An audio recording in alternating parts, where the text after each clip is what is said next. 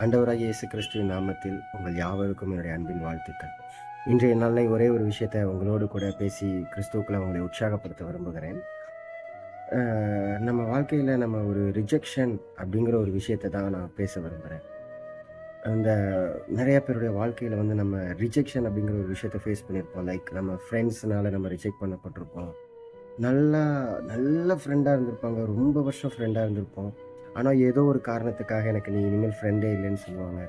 அதே மாரி ஒரு லவ்வர் நல்லா லவ் பண்றோம். நல்லா அவ்வளோதான் நீ தான் எனக்கு உலகம்னு சொல்லிட்டு இருந்த இடத்துல, ஒரு நாள் இனிமேல் நீ எனக்கு தேவையில்ல. இனி நீ யாரோ, நான் யாரோ அப்படி சொல்லுவாங்க.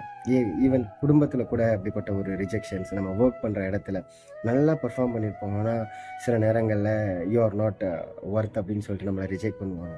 ஸோ இப்படிப்பட்ட விஷயத்த நம்ம ஃபேஸ் பண்ணும்போது, நம்ம வந்து ரொம்ப உடைஞ்சிருவோம்.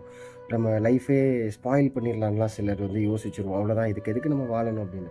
ஆனா ஒரு விஷயம் நான் இத கேட்டோம் இந்த மாதிரியான விஷயங்கள நான் பார்த்தோன்னே, நான் பைபிள்ல அது என்ன ஆண்டவர் என்னதான் அதுக்கு சொல்றாங்க அப்படின்னு சொல்லி பார்த்தோம் அப்படின்னா, ரிஜெக்ஷன் சில நேரங்கள்ல நிராகரிப்பு அப்படிங்கிறது நம்ம வாழ்க்கையில அது அடுத்த உயரத்துக்கு நம்மள கொண்டு போறதற்காக கடவுள் அனுமதிக்கிற ஒரு சில பாதை தான் ரிஜெக்ஷன்.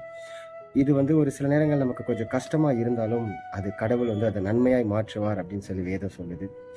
பைபிள்ல யோசேப்பு அப்படிங்கிற ஒருத்தருடைய வாழ்க்கைய பார்த்தீங்கன்னா, தன்னுடைய சகோதரர்களால ரிஜெக்ட் பண்ணப்பட்டு குழியில போட்டு, இனி அவன வந்து அவ்வளோதான் இவன் நமக்கு தம்பியே இல்ல அப்படின்னு சொல்ற இடத்துல போட்டாங்க. ஆனால் கர்த்தர் அவன எடுத்து எகிப்து தேசத்துக்கே அதிகாரியா அவன வச்சு, அவன மிக அழகா உயர்த்தினார். ஒரு அடிமையா இருந்த அவன் யோசேப்ப கர்த்தர் வந்து அரசனாக்கி அழகுபடுத்தினார். இப்படிப்பட்ட உங்க வாழ்க்கையில நிராகரிக்கப்பட்ட உங்க வாழ்க்கையில கர்த்தர் மிக பெரிய அற்புதங்களை செய்வார். God bless you. ஆமென்.